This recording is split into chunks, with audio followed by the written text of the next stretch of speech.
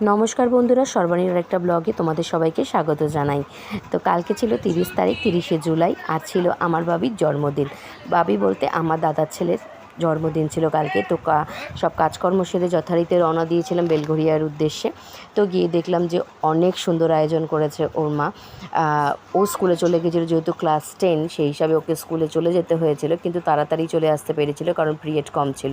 তো দেখো, এদিকে ওর মা সব কিছু আয়োজন করে ওকে খেতে দিয়েছিল।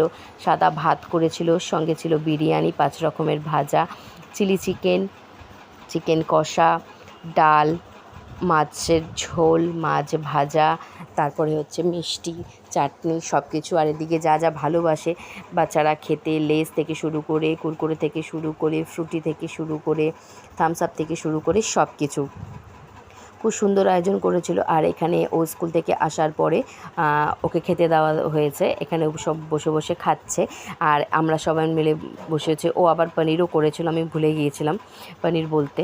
আর এখানে সব ভাই বোনদের নিয়ে ও খেতে বসে পড়েছে। এই পাশে আমার ছেলে, ওই পাশে দাদার মেয়ে, আর ও এখানে বসে বসে খাচ্ছে। এখানে আরও আছে সবাই, যদিও সেরকম কোনো আয়োজন ছিল না, যেহেতু এবার ক্লাস 10, তো বড় করে করা হয় না। প্রত্যেক বছরই করা হয় বড় করে, কিন্তু এবারটা ছেড়ে দেওয়া হয়েছে কারণ পড়াশোনার গাফিলতির জন্য ছেড়ে দেওয়া হয়েছে। আর এখানে যে আমরা বসে রয়েছি, আমি, ওই যে বৌদি, যে দাদার মেয়ে, আর এখানে যে আমার কর্তা শুয়ে শুয়ে দেখছে আর কি কী করছে ছেলেমেয়েরা। আর ওখানে তো মানে আমার ছেলে খুব মজা করছে, কারণ দাদার জন্মদিন বলে কথা, তো আরও মজা। ওরও স্কুল ছিল, স্কুল থেকে একেবারে স্কুল করে টোরে তারপরে বেরিয়েছি। তারপরে এই দেখো, কেক দুটো আনা হয়েছে। এই কেকটা আমি নিয়ে গেছিলাম, আর এই কেকটা ওর মা এনেছিল। ওর খুব শখ ছিল ও দুটো কেক কাটবে, তো সেই হিসাবে দুটো কেকের অ্যারেঞ্জমেন্টই করা হয়েছিল। আর এখানে দেখো কেক কেটে নেওয়া হচ্ছে।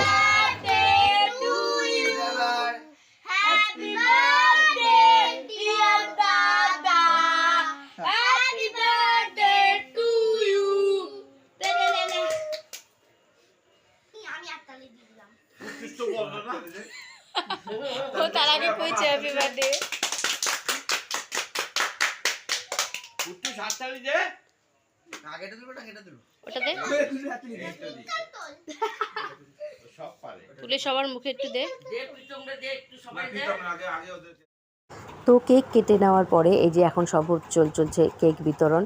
আর এটা হচ্ছে আমার পিসির মেয়ের ঘরের নাতি। আর এখানে বাবি সবাইকে কেক খাইয়ে দিচ্ছে।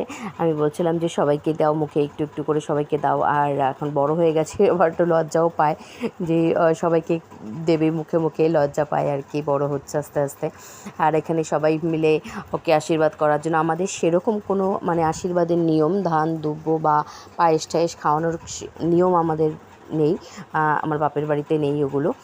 তো সেই হিসাবে ও মানে কেক কাটে, আর এদিকে মানে ওকে সাজিয়ে গুজিয়ে একটু খেতে দেওয়া হয়, 5 রকম ভাজাভুজি দিয়ে সব কিছু করে খেতে দেওয়া হয়।